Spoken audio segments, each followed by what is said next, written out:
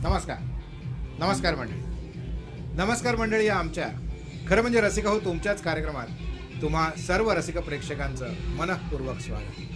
मंडळी, आज रविवार, तुमचा सुट्टीचा आणि आपला भेटण्याचा वार.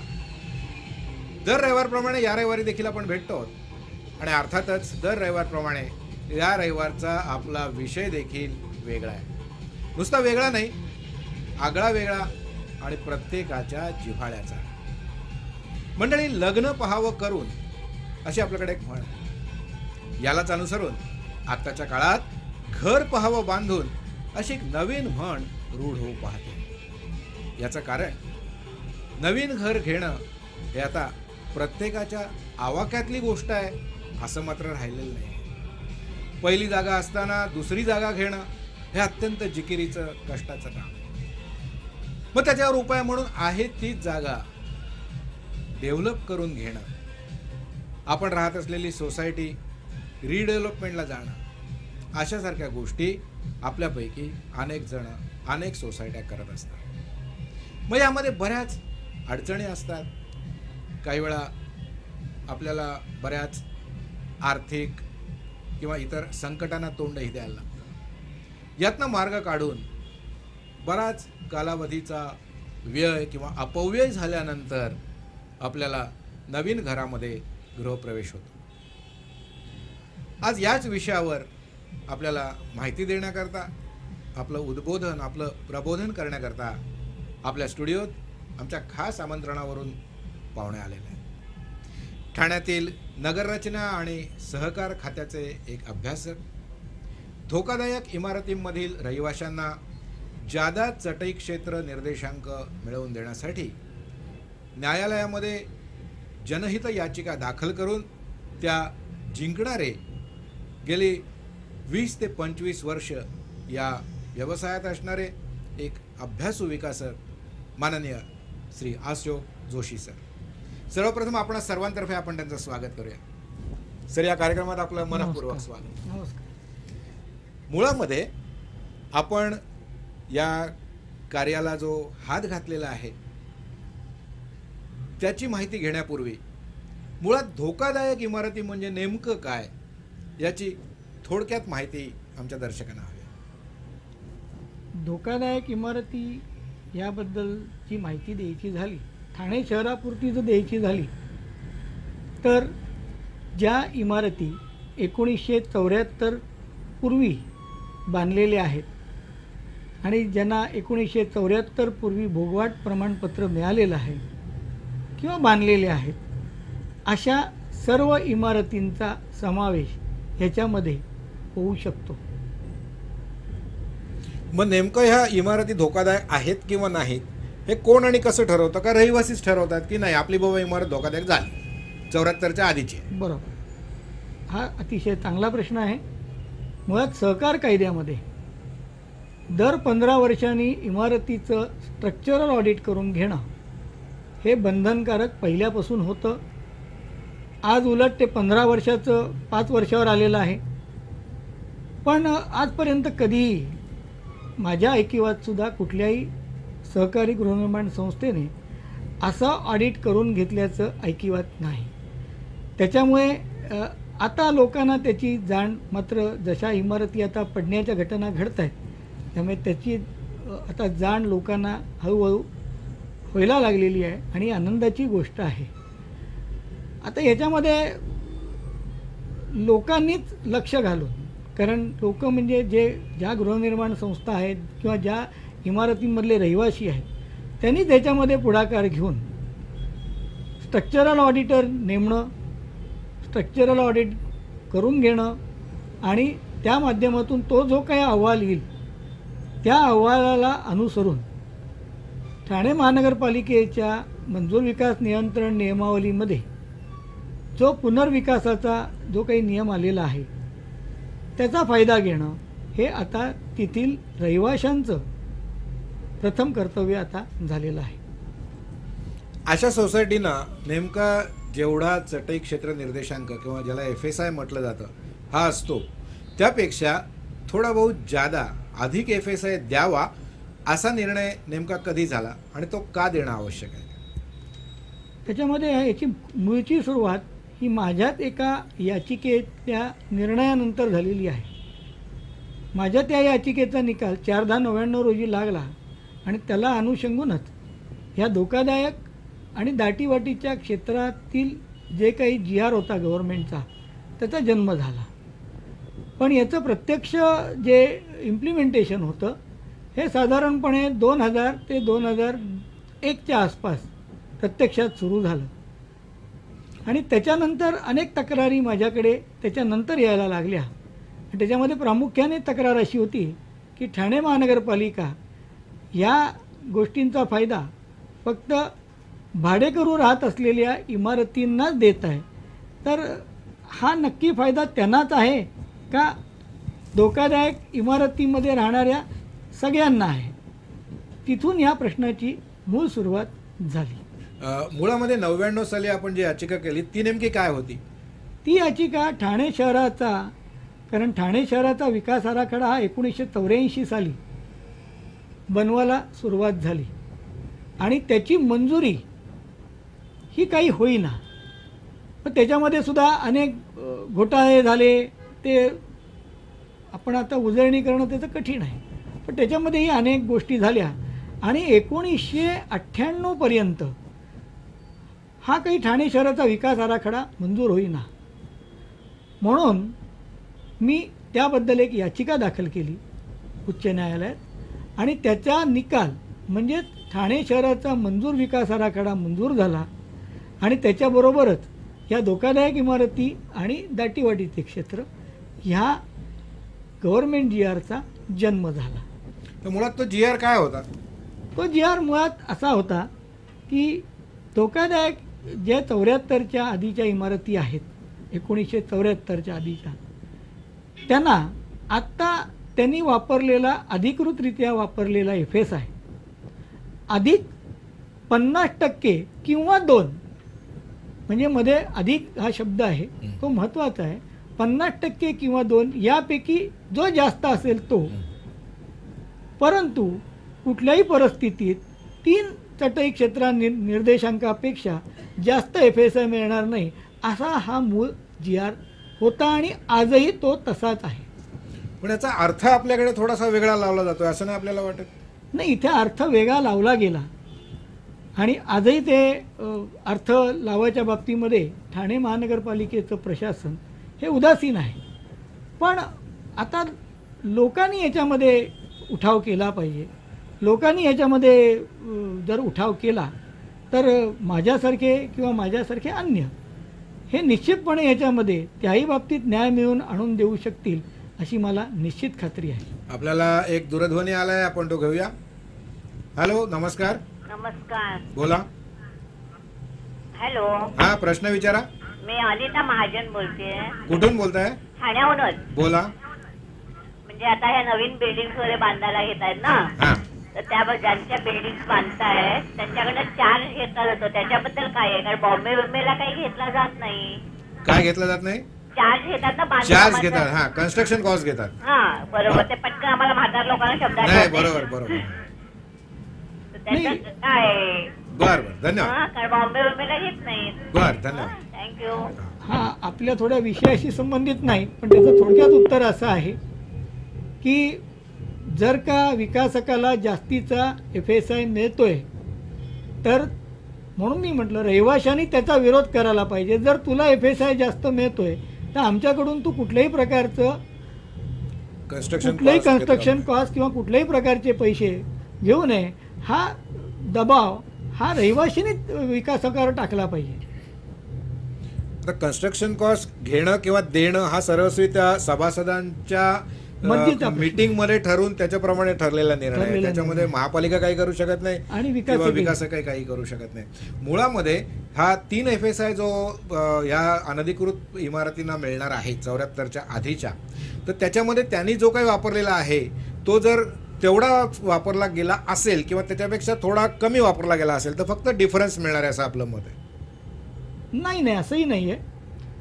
ह्याच्यामध्ये जो त्यांनी वापरलेला आहे त्याच्यामध्ये 50% किंवा 2, म्हणजे किंवा हा शब्द असल्यामुळे आता ह्याच्यामधला मोठा भाग हा 2च आला. त्याच्यामुळे वापरलेला FSI जर का त्यांनी 1 असेल तर त्याच्यात 2 अधिक होतील आणि टोटल म्हणजे त्या GRमध्ये स्पष्टपणे उल्लेख आहे की टोटल FSI हा 3पेक्षा जास्त असता कामा नये. आता एखादी केस अशी असू शकते की आधी त्यांनी 1.5 वापरलेला आहे, त्याच्यात आता 2 जर आपण ॲड केले तर तो 3.5 होतो. बरोबर. तर अशा स्थितीत त्याला 3.5 मिळणार नाही. त्याची मर्यादा ही सिलिंग हे 3च राहील. नाही, पण पूर्वी 1.5 FSI वापरायचा प्रश्नच येत नव्हता सर. नाही आहे काही ठिकाणी कलेक्टर सँक्शन पूर्वीची हां, अगदी उदाहरणात द्यायची झाली तर लोकमान्य सोसायटीची आता झाली त्याची पुनर्बांधणी झालेली आहे, पण त्यांना जास्तीचा FSI हा अधिकृतरित्या वापरायला दिला होता पूर्वीच्या काळी. पूर्वीच्या काळी. बरोबर. त्याच्यामुळे काही इमारती आहेत आता अगदी ठाणा इशी सिंधी कॉलनी आहे जिला पूर्वीच्या काळी 1पेक्षा थोडासा जास्त FSI ऑलरेडी वापरायला सरकारने दिला होता. कारण ते जे होते ते छावणीमधले माणसं निर्वासित होते आपल्याकडे. निर्वासित असल्यामुळे त्यावेळेला काही ठिकाणी जास्तीचा FSI देऊन सुद्धा तिथली बांधकामं झालेली आहेत पूर्वी. त्यामुळे मग त्यांनी समजा 1.5 वापरला असेल तर 2 वजा 1.5 म्हणजे 0.5 एवढाच त्यांना ऍडिशनल मिळू शकतो. नाही एवढा नाही, 1.5 अधिक 2 म्हणजे 3.5. हा. पण मर्यादा 3 असल्यामुळे. असल्यामुळे म्हणजे 1.5ला 1.5 मिळाला थोडक्यात. म्हणजे त्यांना 1 पट जास्त मिळाला तो. त्यांना हा 1 पट किंवा जास्त दुप्पट त्यांना मिळाला. त्यांना आता दुप्पट आहे मिळाला. त्याच्या दुप्पट त्यांना मिळाला. तरच विकासक आणि पुढे येईल. बरोबर. मग ह्याच्यामध्ये त्या रहिवाशांनी कोणती काळजी घेणं अभिप्रेत आहे की जेणेकरून त्यांना जास्त एरियाचा त्यांचा ब्लॉक मिळू शकेल का संपूर्ण 1.5 जो ज्यांना जास्त मिळणार आहे, जर ऑलरेडी 1.5 वापरला असेल, युटिलाइज झाला असेल तर संपूर्ण वरचा जो उरलेला एक्स्ट्रा मिळणार आहे हा विकासकच खाऊन बसेल? स्पष्ट विचारायचं तर. नाही आता हे त्या संस्थेनी गृहनिर्माण संस्थेनी आणि त्यांच्या पदाधिकाऱ्यांनी घ्यायचा हा निर्णय आहे किंवा भाडेकरू असतील तर त्या भाडेकरूंची जी काही संघटना असेल त्या संघटनेने घ्यायचा हा निर्णय आहे. पण जनरली काही ना काहीतरी वाढ मिळाल्याशिवाय कोणीही रिडेव्हलपमेंटला तयार होत नाही. तर हा ज्यांनी त्यांनी तो प्रश्न आपल्या लेवलला सोडून घ्यायचा आहे. पण एक 10% साधारणपणे ॲव्हरेज तुम्ही जास्तीची मागणी विकासकाकडून करू शकता. पण सर, धोकादायक इमारतींचा जेव्हा प्रश्न बोलताना आपल्याकडे उपस्थित होतो अशा वेळेला जास्त मागणं आणि त्याला काही विकासकांकडे नकार मिळणं अशा परिस्थितीत आहे त्याच जागेत आहे तसंच आयुष्य जे कंठावं लागतं आणि धोकादायक इमारतीत तसंच राहावं लागतं. यावर उपाय म्हणून मग काही जण ठीक आहे बाबा काय देतोस तो दे पण बांध बिल्डिंग आमची, असाही निर्णय घेऊ शकतात. याच्यावर आपण काय सांगू शकतो? नाही, याच्यावरती त्यांनी तसं करू नये. कारण विकासक हा देऊ शकतो. मी आत्ता सांगितलं तसं की एक 10% त्यांनी दिल्यामुळे त्याला कुठल्याही प्रकारचं नुकसान होईल. जर का त्याला 1.5ला 1.5 FSI मिळाला किंवा 1ला 3 FSI म्हणजे 2 अधिक मिळाला तर निश्चितपणे विकासक ही तयार होतील आणि ठाण्यामधले बरेचसे जे आज प्रस्ताव आहेत ह्या बाबतीतले ते निश्चितपणे मार्गी लागू शकतील. पण ठाण्यामध्ये जो माझा वैयक्तिक अनुभव आहे, ठाण्यामध्ये प्रशासनाची या बाबतीत अक्षरशः म्हणजे उदासीनता प्रचंड दिसून येते आणि त्याच्याचबरोबर लोकप्रतिनिधींची त्या बाबतीतली उदासीनता ही निश्चितपणे दिसून येत आहे. म्हणजे लोकांनी लोकप्रतिनिधींमार्फत प्रशासनावर दबाव आणून हे काम करून घ्यायचं आहे का आपला प्रस्ताव महापालिकेकडे पाठवून करून घ्यायचा आहे? आपण काय मार्गदर्शन? दोन्ही करणं आवश्यक आहे. कारण शेवटी तुम्हाला तिथे डायरेक्ट एंट्री नसते प्रशासनाकडे. त्याच्यामुळे तुम्ही तुमच्या लोकप्रतिनिधींमार्फतच तुम्ही या बाबतीत जास्त जोर लावणं आणि जास्तीत जास्त फायदा तुम्ही प्रशासनाकडून पदरात पाडून घेणं हे आपल्याला आवश्यक आहे. बरं, हा कायदा फक्त सोसायट्यांपुरताच मर्यादित आहे का भाडोत्री म्हणून जे लोक राहतात त्यांनाही याचा बेनिफिट मिळू शकणार आहे? आता याच्यामध्ये तुम्ही खूपच चांगला प्रश्न विचारलेला आहे. मुळात हा कायदा ज्या वेळेला आला तो सर्वांसाठी आला होता. पण का काही जाणे कुठे माशी शिंकली, हा कायदा फक्त भाडेकरू व्याप्त इमारतींपुरतंच प्रशासनाने राबवायला सुरुवात केली आणि म्हणूनच मला जनहित याचिका करावी लागली. ह्या जनहित याचिकेमध्ये मी महत्त्वाचे मुद्दे जे घेतले होते त्याच्यामध्ये प्रामुख्याने हे घेतलं होता की असा भेदभाव तुम्हाला भाडेकरू राहतात त्याच इमारती म्हणजे मग गृहनिर्माण संस्थांमध्ये राहणाऱ्या याचे काही माणसं राहत नाहीत का? जर भाडेकरू माणसं असतील तर तीही माणसं आहेत आणि इमारत ही धोकादायक हा क्रायटेरिया जाहीर झालेला आहे. त्याच्यामध्ये कोण राहतं हे जाहीर झालेलं नसल्यामुळे याचा बेनिफिट हा सगळ्यांना मिळावा हा मी मुद्दा घेतला. त्याच्यानंतर याच्यामध्ये 74 सालापर्यंतच्याच इमारती फक्त घेण्यात याव्यात असा जो होता त्यालाही मी हायकोर्टात आव्हान दिलं होतं. त्यात मी महत्त्वाचा मुद्दा घेतला की 74च का, तर तेव्हा त्यावेळेला प्रशासनाकडून उत्तर आलं होतं हायकोर्टामध्ये की 74 साली त्यावेळेचा DP मंजूर झाला जुना, म्हणून ते साल पकडलेलं आहे. आता खरं धोकादायक इमारत आणि जुना DP ह्याचा एकमेकांशी काहीही संबंध नाही. पण कोर्टाने जेव्हा निर्णय देताना मला विचारलं की तुमचे सगळे मुद्दे बरोबर आहेत जोशी, पण त्यातला सगळे आम्ही जर आत्ता निकाल द्यायचा ठरवला तर आम्हाला याचिका फक्त आत्ता दाखल करून घ्यायला लागेल आणि पुढे किती वर्ष लागतील आणि धोकादायक इमारतीच्या लोकांना न्याय मिळेल नाही मिळेल. पण आत्ता आम्हाला जो मुद्दा तुमचा दिसलेला आहे की हा जो बेनिफिट त्यांनी रिस्ट्रिक्टेड ठेवलेला आहे फक्त भाडेकरून पुरता, तो आम्ही मुद्दा आत्ता जर सोडून दिला तर तुमचं काही ऑब्जेक्शन नसेल तर आपण या याचिकेवर आत्ता आपण निर्णय देऊ. निश्चितच मला मिळत होतं, मी त्यावेळेला तयार झालो आणि त्यामुळे तो निकाल 31 मार्च 2004ला आला. आता आपण म्हणालात की फक्त भाडेकरून पुरता मर्यादित असा निकाल सुरुवातीला ठराव जो झाला महापालिकेतनं तो तसा झाला किंवा गव्हर्नमेंटचा आदेश जो आला तो तसा झाला. पण सर्वसामान्यपणे बघताना सर भाडेकरू किंवा भाडोत्री हा जो असतो हा बऱ्याच वेळेला मालकाच्या दबावाखाली असतो. कारण सोसायटीमध्ये सभासद हा जितका मोकळेपणाने त्या सभेमध्ये जनरल बॉडी मीटिंगमध्ये बोलू शकतो तसं भाडोत्री कुठल्याही जनरल बॉडी मीटिंग किंवा मालकाशी तितका थेट बोलू शकत नाही. त्याला सदैव भीती असते की मालक कुठल्याही क्षणी काही कारण दाखवून आपल्याला ती भाड्याची जागा खाली करायला सांगू शकतो. त्यामुळे मालक काय देईल ते ठीक आहे, ते घेऊ आपण, अशा भावनेने किंवा अशा थोड्याशा भीतीने दबला जाऊन भाडोत्री याच्यामध्ये आवाज उठवू शकत नाही की जो सोसायटीचा मेंबर उठवू शकतो. मग असं असून सुद्धा केवळ भाडोत्र्यांनाच हा कायदा लागू व्हावा याबद्दल आपलं काय मत आहे? नाही, याच्यामध्ये खरं थोडीशी अजून एक माहिती द्यायला पाहिजे की आपल्या एका मताशी मी सहमत नाही की भाडेकरू आणि याच्यामध्ये काही फरक आहे. उलट मी म्हणेन गृहनिर्माण संस्थांना जेवढं प्रोटेक्शन कोऑपरेटिव्ह सोसायटी ॲक्टनुसार आहे तेवढंच आता महाराष्ट्र रेंट कंट्रोल ॲक्ट हाही तेवढाच सक्षम झालेला आहे की जो भाडेकरूंना पूर्णपणे संरक्षण देण्यास सक्षम आहे. म्हणजे भाडेकरू उद्या मालकाला विचारू शकतात की तू हे प्रपोजल कसं करतो आहेस, त्याचा आम्हाला पूर्ण डिटेल हवा आहे. त्याच्यानंतर भाडेकरू सांगू शकतात की बाबा तुला जर एवढा बेनिफिट आहे तर आम्हाला त्यातला काही वाटा हा मिळाला पाहिजे. तर ह्या पद्धतीने मालकावर दबाव आणून, कारण शेवटी तुम्ही रिडेव्हलपमेंटच्या आड येऊ शकत नाहीत ही जरी वस्तुस्थिती असली तरीसुद्धा तुम्ही महाराष्ट्र रेंट कंट्रोल ॲक्टमध्ये सुद्धा ज्या तरतुदी आहेत त्याचा योग्य प्रकारे वापर करून तुमचं जे काही आवश्यक जेवढा भाग आहे तो पदरात पाडून घेऊ शकता, हे माझं स्पष्ट मत आहे.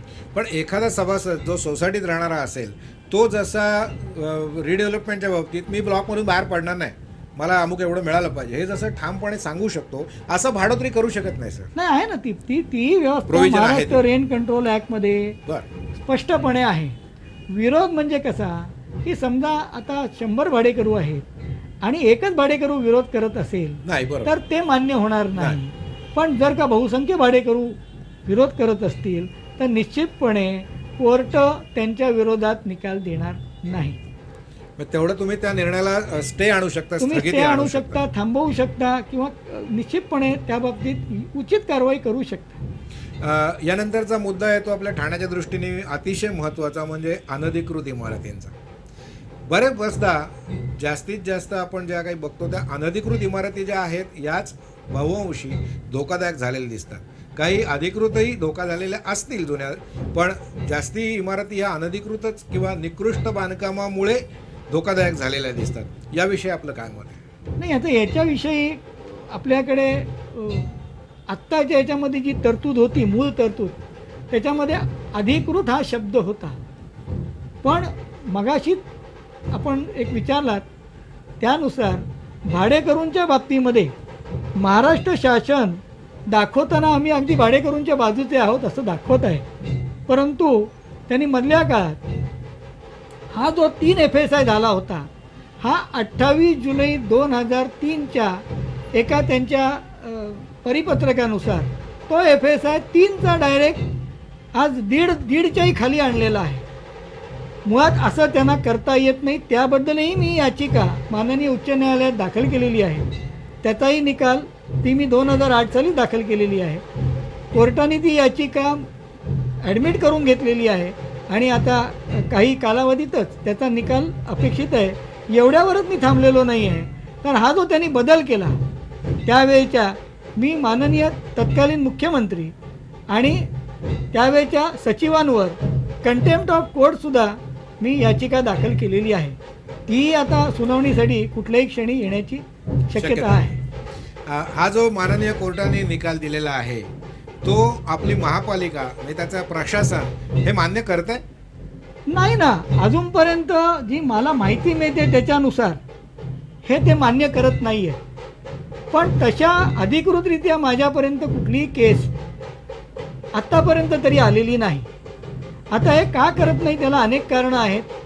एक म्हणजे आमच्या इथे ठाण्याचे 2 भाग आता झालेले आहेत. एक भाग म्हणजे जुनं ठाणं, हे ज्याला आपण ठाणे नगरपालिका जी हद्द होती ती पकडू, आणि एक आता वाढलेलं ठाणं महानगरपालिकेची हद्द म्हणजे घोडबंदर भाग आहे किंवा ह्या आणखीन त्याच्या बाहेरचा भाग. आता हे जे भाग आहे तिथे मोठ्या प्रमाणावर कन्स्ट्रक्शन चालू आहे. आज जर का ठाण्यामधला FSI वाढला तर निश्चितपणे तिकडल्या बुकिंगवरती परिणाम होईल. त्याच्यामुळे मला जे वाटतं आहे त्याच्यानुसार तिकडल्या लॉबीच्या दबावाखाली तिथला FSI वाढून द्यायचा नाही शहरातला, हे निश्चितपणे कुठेतरी होत आहे. आणि मधल्या काळात त्यांनी गव्हर्नमेंटमध्ये दबाव आणून हा भाडेकरून पुरताचा जो FSI होता हा त्यांनी कमी करून आणला. त्यालाही मी चॅलेंज केलं, हा अलाहिदा भाग. पण हा जो काही सगळा राजकारण म्हणा किंवा प्रशासनिक त्याचं कारण म्हणा ही जी चाललेली आहे ह्याच्यामध्ये आता नागरिकांनी जागरूक होऊन माझ्या पाठीशी म्हणा किंवा माझ्यासारख्या अनेक किंवा लोकप्रतिनिधींच्या पाठीशी उभं राहून लढा उभा करणं ही काळाची गरज आहे. म्हणजे लोकांना जो जास्तीचा FSI मिळू शकणार होता तो मिळू न देता उलट FSI प्रशासनाने कमी केलाय असं तुमचं म्हणणं आहे? निश्चितपणे. पण त्याच्यामध्ये सुद्धा त्यांनी केलं कसं की फक्त भाडेकरून पुरता आणलं. म्हणून मधल्या काळामध्ये काही जणांनी या भाडेकरून पुरता कमी केलेला FSI आहे तो सोसायट्यांना पण लागू आहे अशी आवई उठवलेली आहे. पण वस्तुस्थिती तशी नाही, कारण हे प्रकरण सर्वोच्च न्यायालयात गेलं होतं आणि सर्वोच्च न्यायालयाने आत्ता 2013 सालीच निकाल दिलेला आहे. त्याच्यामध्ये त्यांनी सांगितलेलं आहे जो 4/10/99चा जो GR आहे तो संपूर्णपणे व्हॅलिड आहे. त्याच्यामुळे लोकांनी कुठल्याही संभ्रमात न पडता त्यांचे जे विकास प्रस्ताव आहेत म्हणजे गृहनिर्माण संस्थांनी त्यांचे आर्किटेक्टसुद्धा त्यांची दिशाभूल करत आहेत. त्यांच्यावरही कुठला तरी दबाव आहे असं माझं वैयक्तिक मत आहे. तर कुठल्याही दबावाला बळी न पडता आमचा प्रस्ताव तुम्ही 3 FSIने दाखल करायला सांगा आणि त्याचं काय होईल, त्यांच्याकडून रिजेक्ट होईल ना. ते जेव्हा रिजेक्ट होईल त्यावेळेला तुम्ही निश्चितपणे माझ्याकडे या. माझ्याकडून जे काही शक्य आहे ती सर्वतोपरी मदत त्यानंतर मी आपणास करू शकतो. कारण कोर्टाला कॉज लागते आणि कॉज ऑफ ॲक्शन नसेल तर मी कोर्टाला सांगणार कसं की ठाण्यामध्ये इथं इम्प्लिमेंटेशन होत आहे का नाही होत आहे. पण आपल्याकडे आर्किटेक्ट लोक परस्पर त्याच्या क्लायंटला सांगतात की अरे नाही ते करत नाही आहेत तर आपण 1.5नी टाकू FSI किंवा कमी यांनी टाकू आणि मंजूर करून घेऊ, कशाला भांडतो. हे आपल्याकडे जे काही चाललेलं आहे हे कुठेतरी थांबणं अत्यंत आवश्यक आहे. म्हणजे मग सरकार गृहनिर्माण संस्थांच्या सभासदांनी त्यांच्या आर्किटेक्टवर दबाव आणून 3 FSI प्रमाणे प्लॅन काढून घेऊन तो मंजुरीसाठी पाठवावा असं आपण मार्गदर्शन करू? निश्चितपणे तसंच करणं आवश्यक आहे. पण हे होताना दिसत नाही आणि त्याच्यामुळे माझेही हात आत्ता बांधले गेलेले आहेत. कारण जोपर्यंत कॉज नाही तोपर्यंत मी कंटेम्प्ट पिटिशन म्हणा किंवा पुनर्विचार याचिका म्हणा ही मी दाखल करू शकत नाही. आता थोडंसं स्पष्ट तुम्हाला विचारतो सर की असं 3 FSIने प्लॅन न काढणं किंवा न टाकणं याच्यामध्ये सभासदांचं तर नुकसान आहेच, पण हे न काढण्यामध्ये विकासकांचं किंवा तुमच्या आर्किटेक्टचं नेमकं काय नुकसान आहे असं तुम्हाला वाटतं? नाही, नुकसान आर्किटेक्टचं नुकसान म्हणजे असं आहे, मी सांगितलं तसं की हा कुठून तरी दबाव आहे आणि मी स्पष्टपणे म्हटलं तसं की हा कुठला तरी एखाद्या मोठ्या लॉबीचा की ज्यांना ठाण्यामध्ये मूळ जुन्या ठाण्यामध्ये FSI वाढू नये, जेणेकरून त्यांच्या धंद्यावरती परिणाम होणार आहे, बरोबर. त्याच्यासाठी हे सगळं चाललेलं आहे असं निश्चितपणे याच्यातनं जाणवत आहे. आता मध्यंतरीच्या काळात आपल्याकडे क्लस्टर डेव्हलपमेंट याच्यावर बऱ्याच वादळी चर्चा झाल्या, बऱ्याच उलटसुलट बातम्या आल्या. क्लस्टर डेव्हलपमेंट यात मुळात क्लस्टर हे नेमकं काय आहे याबद्दल थोडं दर्शकांना मार्गदर्शन. क्लस्टर डेव्हलपमेंट हा करा पाश्चात्य साईडने आलेला तो भाग आहे. अमेरिकेमध्ये म्हणा किंवा कॅनडामध्ये म्हणा या क्लस्टर डेव्हलपमेंट होतात. पण आपल्याकडे मुळात पाश्चिमात्य संस्कृतीचं आपण अनुकरण करतो ते. पण ते करताना आपल्याकडे नेमकं इथल्या अनधिकृत इमारतींना त्याचा फायदा व्हावा ह्याच्यासाठी ते केलं जात आहे, हे दुर्दैव आहे. क्लस्टर डेव्हलपमेंटचा साधा आणि सोपा आणि सरळ अर्थ असा आहे की समूह विकास. ही योजना याच्या आधीसुद्धा मुंबईमध्ये आणली गेली होती. आता ते सांगतात की त्याच्यामध्ये काही त्रुटी होत्या किंवा त्याच्यामध्ये काही कमी होत्या म्हणून ती यशस्वी झाली नाही.